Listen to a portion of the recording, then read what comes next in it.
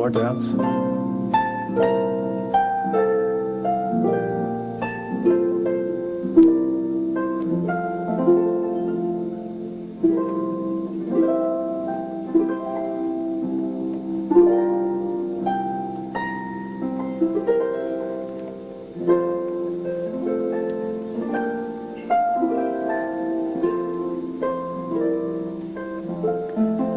Gentlemen, I'd like you to meet my bride-to-be, Miss Shannon O'Hara.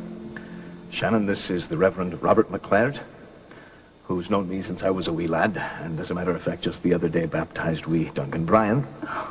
And this is Father Aloysius O'Hara from Trim on the Boyne in County Meath. That's where my family's from. And Faith, I know your cousins well, the Caseys and the Kellys. You thought of everything, didn't you? I see. All for love of you. Shall we begin? I just think it's time you and I had a little talk, that's all. About what? Do you mind? I'm on the phone here. I'm sorry about the interruption. Well, I hope your unexpected visitor isn't male. Andy will be jealous. I won't keep you. I'll see you at Avian Studio at 7. Okay.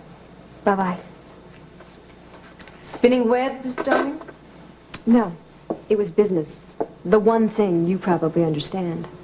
Oh, I don't know. I think I understood an awful lot about you. Oh, no, you don't. Listen, you're not in your mansion. You are in my home and Andy's. And in this house, I get treated with respect. We're flaunting our relationship a bit, aren't we? Well, what's it to you anyway? Darling, nothing personally, but I'm afraid that your relationship with Andy is upsetting to my husband. It's a reminder to him that it was I who gussied you up and brought you here from Seattle. Now, I had fun doing that, but, oh, I was so dumb to deal with a scheming little witch like you. Oh, get off it, Lucy. If anybody's a scheming witch, it's you. Well, you got money now, but you came from the wrong side of the tracks, just like me. Okay, just cut the garbage. What is it you want to say to me? Very simple. I want to know what it'll take to get you out of town this time for real. Just one question, sir. I could tell if Paul's a nervous wreck. I'm going to go talk to him, okay? We had a disagreement before we left.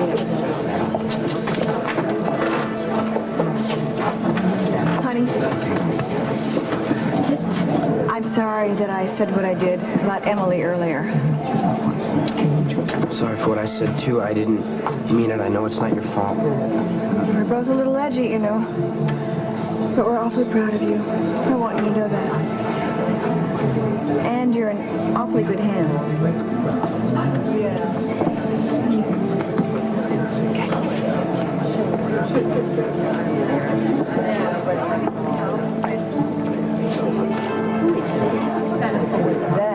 That's Jane's mother.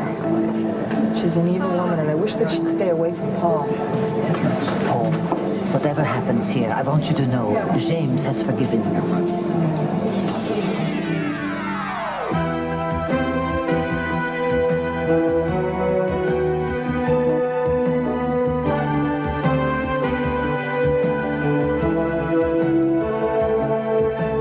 as the world turns.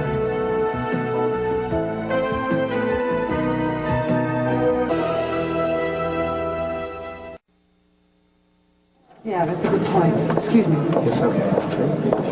Mrs. Aldrin, I'm sure Paul appreciates your support, but I need to confer with him now. Of course. Thank you. So good luck with the elections, Tom. If there's anything we can do, let us know. Actually, there is. You've both read Spinbeck's journal, so you're aware that Adam is Hal's son. Yes, I understand that's very personal. I don't see that it's relevant to the case. I was hoping you wouldn't feel the need to bring it up. I don't expect to. Thank you. I didn't think we were going to make it. Nancy made me stop for one of those healthy meals, you know. Why it takes longer for a salad to be made than a pastrami sandwich is beyond me. Well, you look healthier already. Well, thank you, my dear. I'm going to check in with the prosecutor. Right. Good news. Yeah? Benedict says he will not be using the entry about Adam. Thank heavens. Now all I have to worry about is whether he's going to ask me about my relationship with James Stenbeck. Ancient history. Yeah, I just hope he doesn't make the papers, you know, so close to election time. What is the delay? I'm going to go find out, all right? Well, let's just hope this whole thing leads to the truth. With him again. I can't wait to get Miss Stewart on the stand. Jess, do you know when I'll be called to testify? No, I don't, Emily. Sorry. Okay, thanks. Remember. All rise.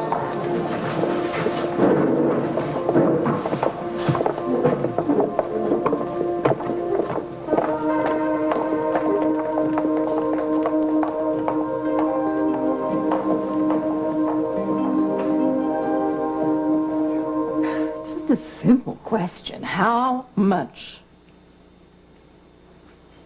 I'm not interested. Money. I'm talking real money. Yes, I know. So what? I've got a real job now, a good job. And I'm going to be doing some modeling work for Veronica Leathers. Oh. No, with Tony Reyes? He says I've got real talent. Darling, a word of advice from an old witch. Sell when you can, dear. Get out while you can. Andy's young. He's going to move on sooner or later. And as for Lisa, she'll send you packing the minute some cute guy called Francois comes along. And Tonio Reyes? Don't count on Tonio Reyes for anything after he gets whatever he wants. You're giving me advice? You, whose husband is cozying up to Dr. Stewart? Your life is a big mess, Lucinda, and you know what? I'm glad!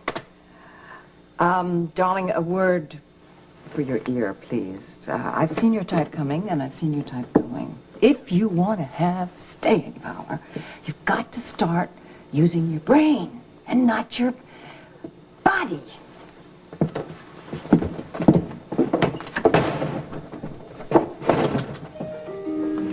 O God, who by so excellent a mystery hast ordained the union of man and wife, look graciously upon these thy children, who, about to be joined in wedlock, seek thy defense and protection. Grant thy blessing, that theirs may be a mutual yoke of love and peace. Matrimony is an honorable estate, not to be entered into lightly, but reverently, discreetly, in the fear of God. Therefore, if any man knows why these two people should not be joined together, let him speak now or forever hold his peace. Who giveth this woman to be wed? I do. Do you, Duncan McKechnie, take this woman to be thy lawful wedded wife, to have and to hold, to honor, and obey, from this day forward, for better or for worse, for richer or for poorer, in sickness and in health, till death do you part? I do. Do you, Erin Casey Shannon O'Hara, take this man, thy lawfully wedded husband, to have and to hold, to honor and obey, from this day forward, for better or for worse, for richer or for poorer, in sickness and in health, till death do you part? I do. May we have the rings?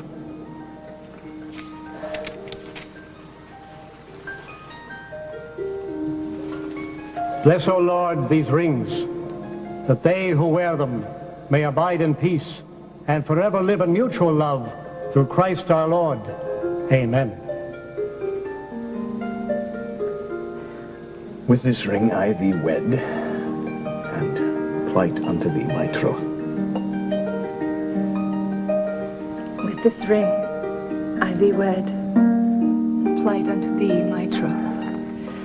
In the name of the Father, and the Son, and the Holy Spirit, we now pronounce you husband and wife. O God, creator of mankind, if it be thy will, bestow on these thy servants thy gift, the heritage of children. And may they see their children's children to the third and fourth generation, as they enjoy your blessings even unto old age, through the Lord, who liveth and reigneth. Amen. You may kiss the bride, unless my colleague has some objection. Oh, none at all, saving only that the Reverend McLeod and I get to kiss her next.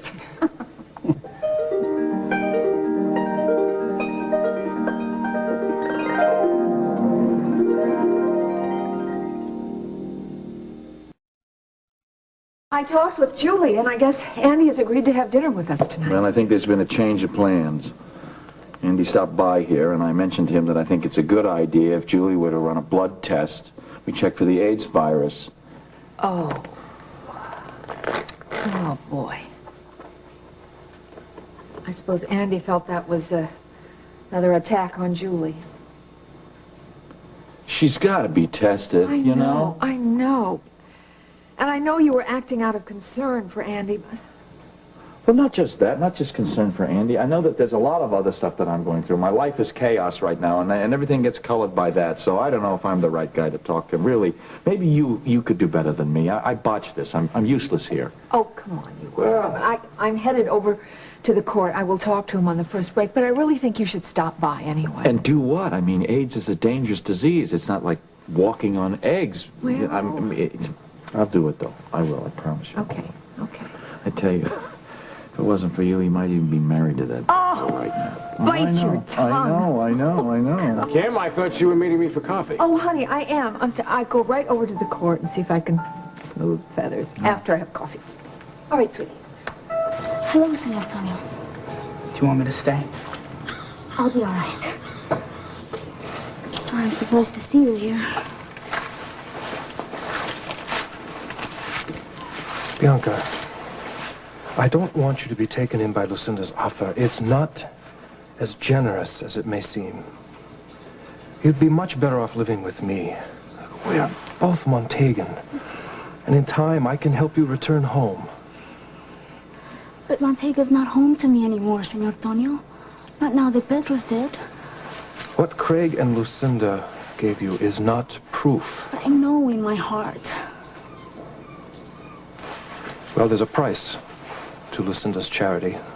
I know. She sponsored me when I first came here. She treated me only like a foreigner, a second-class citizen. I don't want to see you hurt like that. Are you scared that I'm going to tell her about Sarah's ring? Is that it? That's only part of it.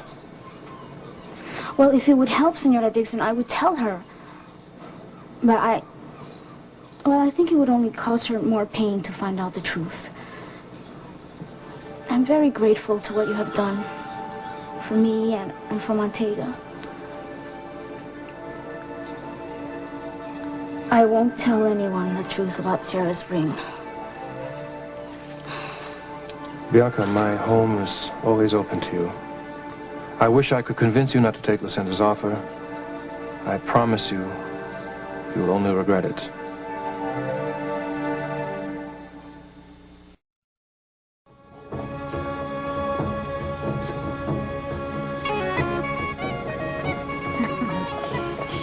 Just look at this. This is absolutely gorgeous. Oh, smell that roasted lamb. Oh, I feel like I have just toppled off into another century, you know. Thank you. And all planned from a continent away.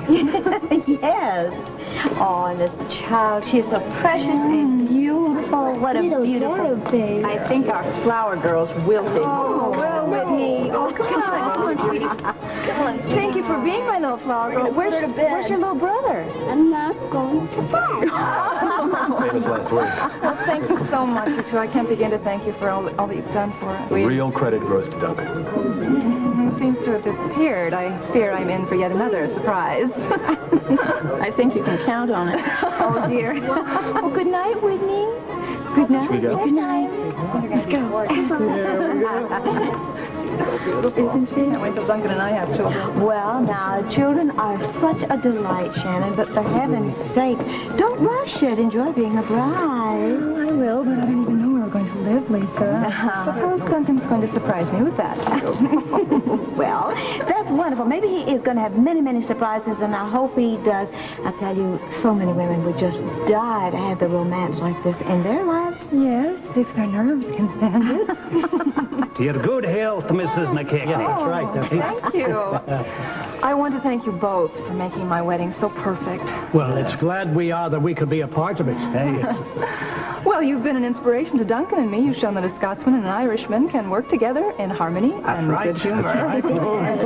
There'll be stormy times, make no mistake. True, Reverend McLeod, but I've heard on many an occasion that reconciliation can be very sweet. Reconciliation. Yes. Drink to that. Have either one of you seen Duncan? Your husband has some matter to arrange. My husband. I like the sound of that. By the way, Mrs., don't forget you still owe the Reverend and myself a kiss. Oh, well, then I better keep my bargain. I hate to go into my wedding in debt. All right. And don't forget the matron of honor. Oh, yes, of course. I see Mary barely an hour and flirting already. I see married less than an hour and already deserted. Never. You'll know where I was soon enough. But right now, it's time for our first dance as a married couple.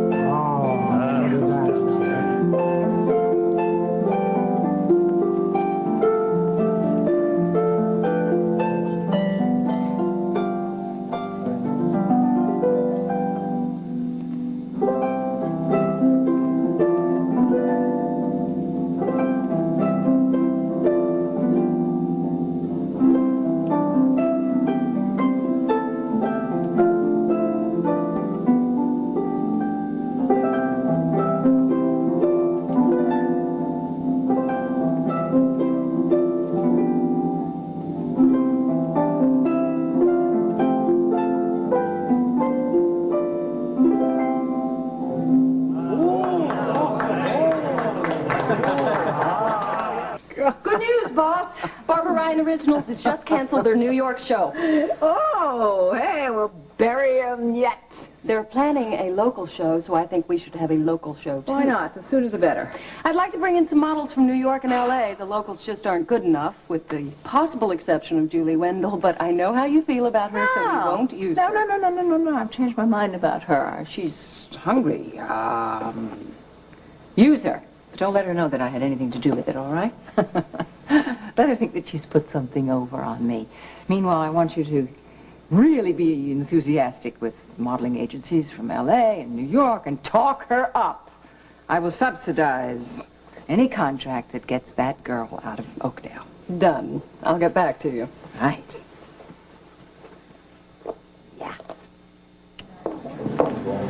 Your Honor, I ask that witnesses be allowed in the court only when they're called to testify. If it pleases the court, Miss Stewart is the only eyewitness. All the others are testifying about the police investigation or about the deceased character and his relationship with Paul. I see no reason to exclude them from the courtroom. Mm-hmm. I'm inclined to agree with the defense. The witnesses may remain. What happened? We won that round. Emily can stay. See, we can press for the exclusion of Emily Stewart. No, I'd rather not. Her presence may work to my advantage when Lombard and Foley testify. Miss Benedict, are you ready to make your opening statement? I am, Your Honor.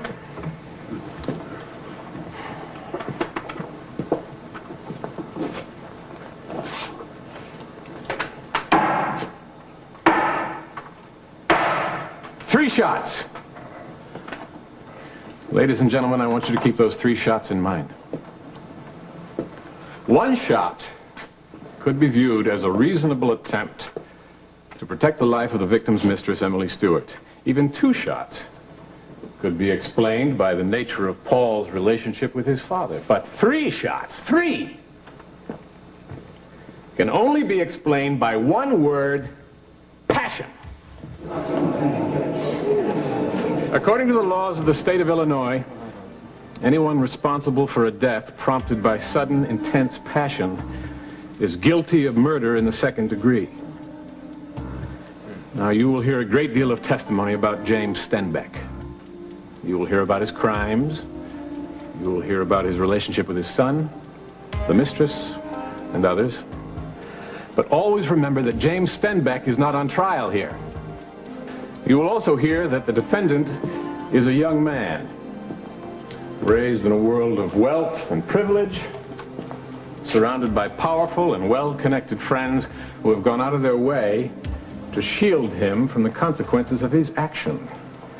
But none of this is relevant to this case, except in the way that it illuminates the passions that were at work in that bedroom the night of the murder. Can you object to that? The defense will try to make you believe we'll have our that turn. this is a simple case of a boy protecting a woman from a man he thought was trying to kill her. But the truth is, this case is anything but simple. It is fraught with passion. So I ask you, listen carefully and consider all the emotions that were unleashed that night. And above all, remember those 3 shots. If you do, I'm sure you will have no choice but to find Paul Stenbeck guilty of a crime of passion and render a verdict of murder in the 2nd degree. But you should talk to...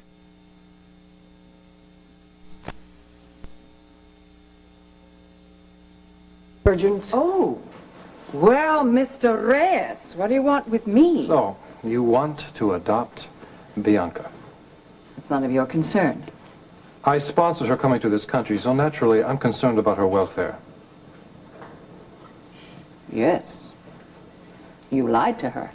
You lied to her about her brother. I still believe Pedro may be alive. Look, her parents were servants to my family in Montega. I am responsible for her. I absolve you.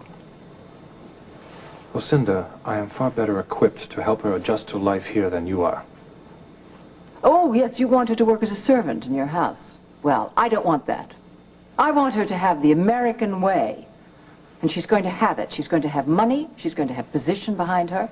And affection. I will lavish on her all my pent-up emotion for my lost Sierra. I hope she's up to the burden.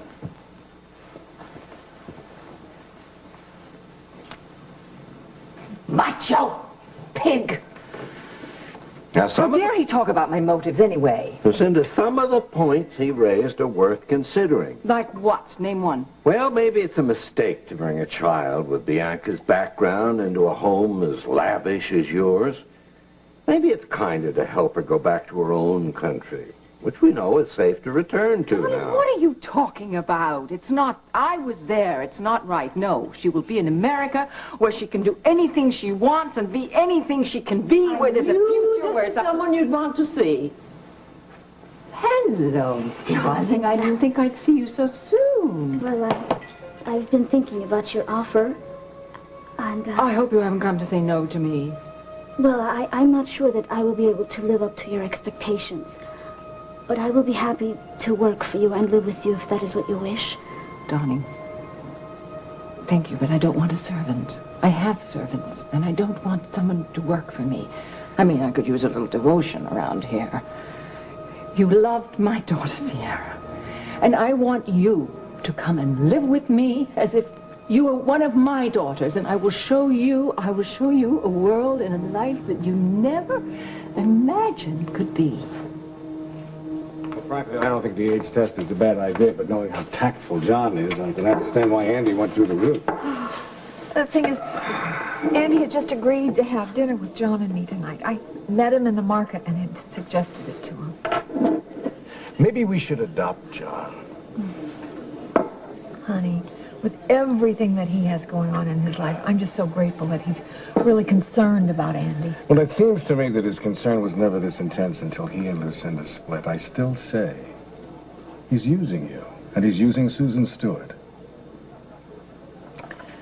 I didn't realize that having John around bothered you so much. You didn't? No. Look, I love you, and I'll try to go along with whatever you think is best. I love you, too. I promise you this will not be forever. Just until things are resolved with Andy, okay? Well, I gotta tell you, I don't think this situation with Andy is going to be resolved real soon. Ms. Griffin, would you like to make an opening statement at this time? Yes, Your Honor. Ladies and gentlemen, it is evident from his opening statement that Mr. Benedict intends to take an obviously clear case of justifiable homicide, the case of a boy who, having witnessed one murder at the hands of his father and tried to prevent another, and drag it down to the sensational level of a supermarket tabloid. Instead of asking you to think about what you hear and to arrive at a reasoned verdict, he's appealing to your emotions with his cry of passion and his ominous repetition of the phrase, 3 shots. Yes, there were 3 shots, but they were fired in one brief moment, virtually at the same time, at a man Paul had every reason to believe, to know was extremely dangerous. There is no special magic in the number of shots fired. Give the facts their proper value, and the facts in this case are very simple. Paul arrived at Miss Stewart's apartment. He found James Stenbeck in the act of strangling her. Paul knew from his own bitter experience that his father was capable of murder, and so he took a gun that he had previously given Miss Stewart for her protection, and he cried out for his father to stop. But James Stenbeck did not stop. He continued to strangle Miss Stewart and undoubtedly would have killed her, forcing Paul to take the only action he could to save her life. He fired the gun. If there is passion in that, it is the passion of a boy's fear for the life of his friend, a friend literally in the grip of a cold-blooded, psychopathic killer. Over the past week, we have spent a great deal of time selecting a jury that could evaluate evidence and arrive at a just verdict. I believe you are such a jury, and I have every confidence that once you've heard all the facts in this case, that you will have no choice but to find my client not guilty of the crime with which he's charged. Thank you. Mr. Benedict, are you ready to proceed? I am, Your Honor. I call as my first witness Detective Margot Hughes.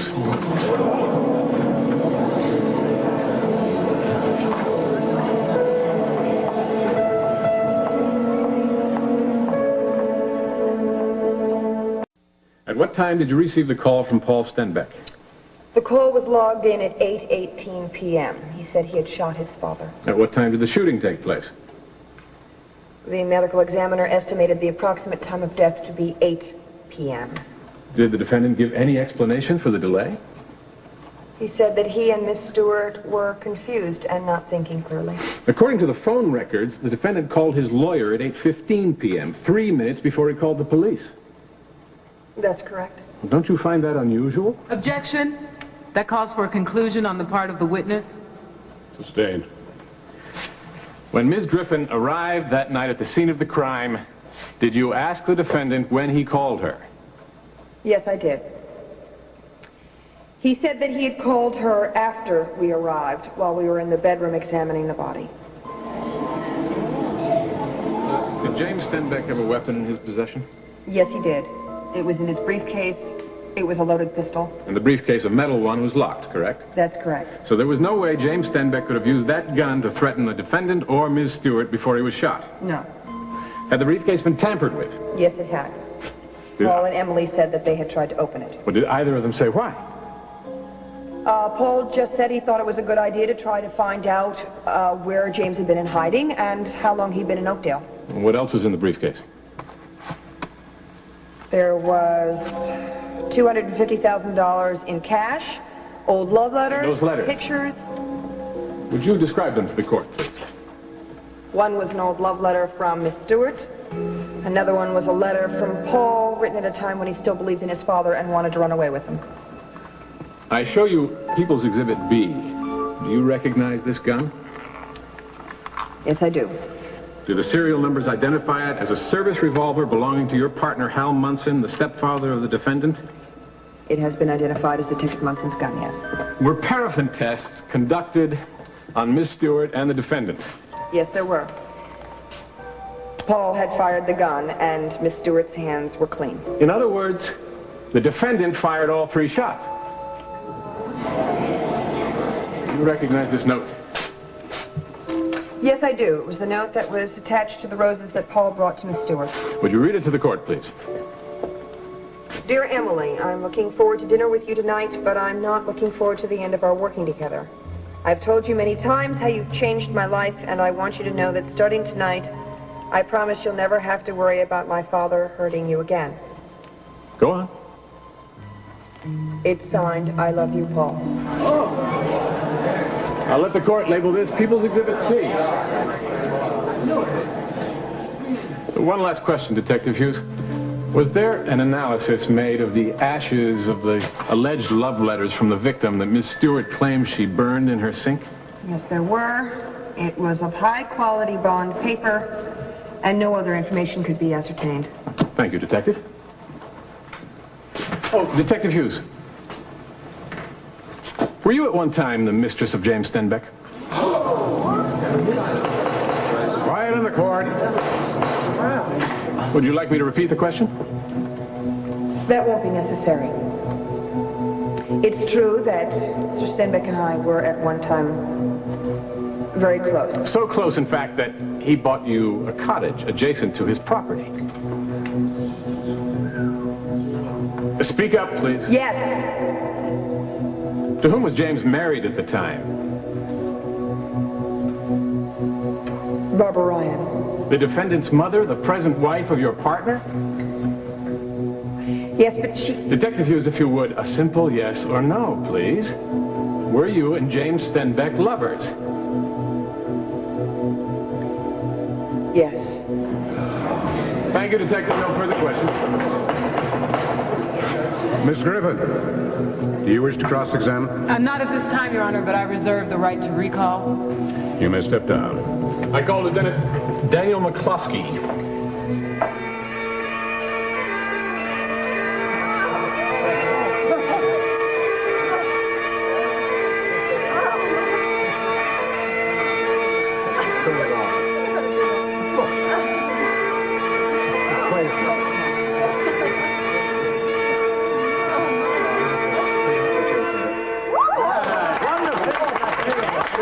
Absolutely marvelous.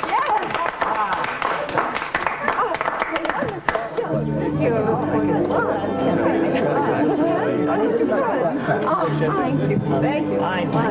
Very nice. Oh, well, I just wonder how many more surprises Duncan's going to have for us.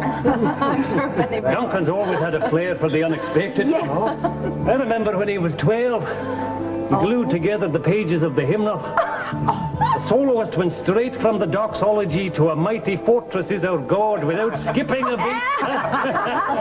The Caseys are not a placid lot either. Shannon's young cousin Jimmy Casey was me altar boy once, and a lovely lad he was.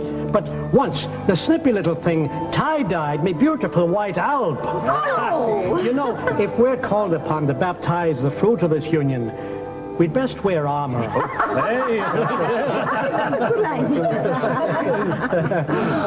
Oh! And now, ladies and gentlemen, let's go cut the cake. Oh, that's beautiful. Letty, man, borrow your sword. There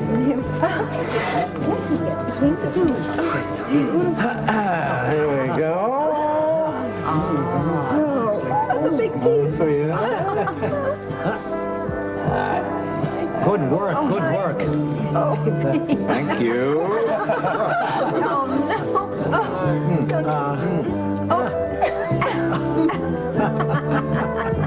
Oh,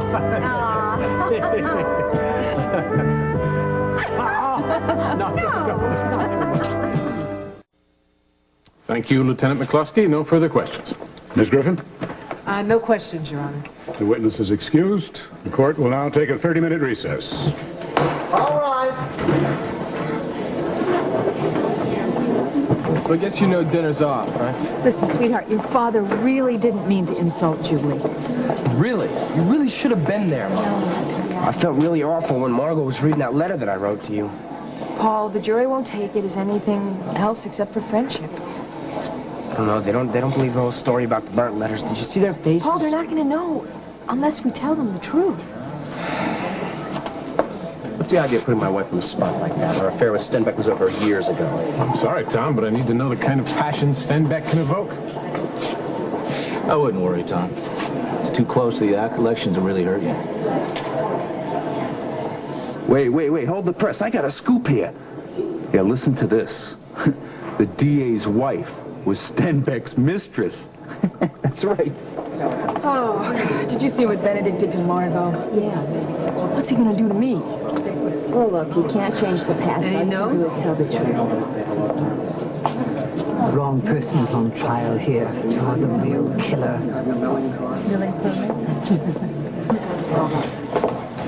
Excuse us, Andy.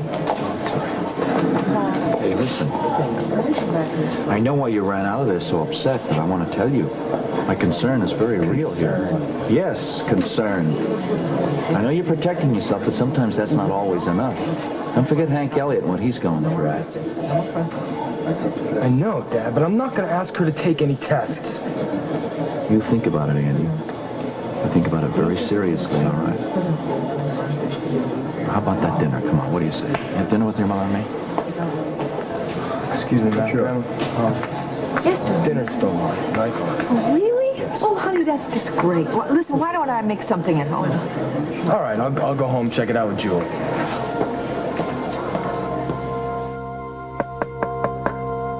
Oh, give me a break. Who is it? It's Tony Reyes. May I come in?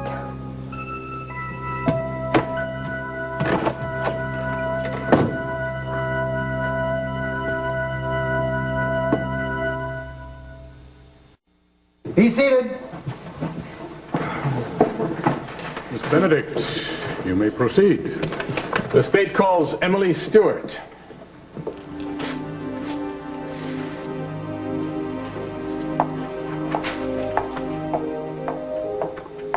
It's our secret, Paul. We can't let anyone know. You solemnly swear to tell the truth, the whole truth, and nothing but the truth, so help you God. I do. Start an EKG. I'll be right there. I've got a patient with I chest just pain. wanted to see John. Well, I'm covering for him. I don't know when he'll be back. I have an important legal matter to discuss. If you Fine. see him. I'll be glad I don't know why. I don't know why I tried. You should talk to John before you proceed with this adoption. Oh, go away. Go away. All right. Straight some other All right. woman. But talk to John.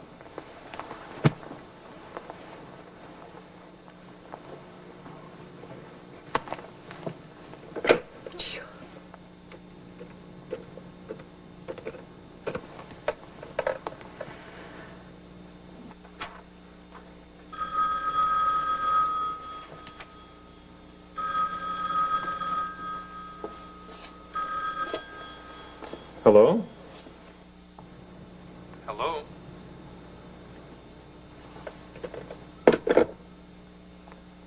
Who is it? Whoever it was, they hung up.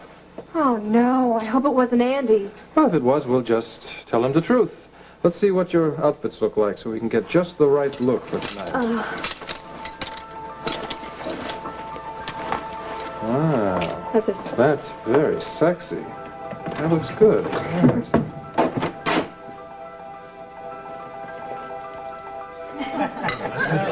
I've had ample time to prepare this toast.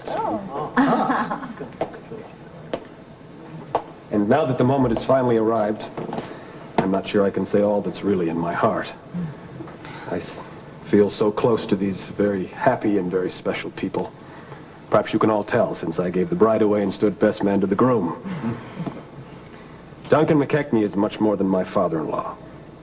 He's a very good friend.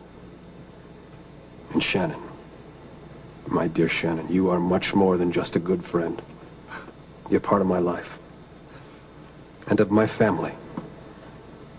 And that's why I wish you both much more than just the usual health and happiness. I see the heather and the shamrock intertwined on the wedding cake. And that's my wish for your life.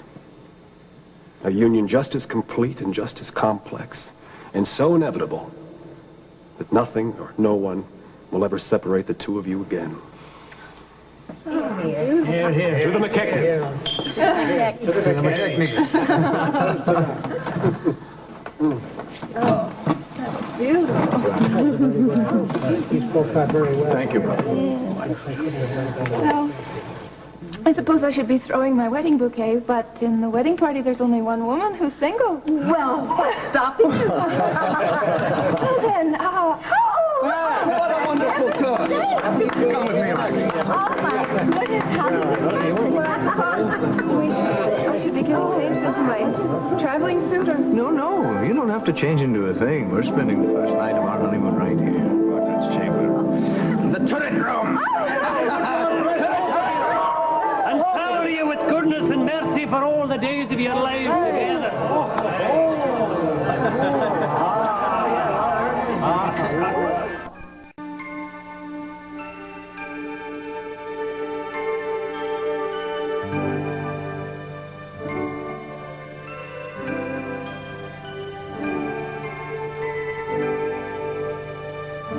Children's clothes provided by Good Lad of Philadelphia.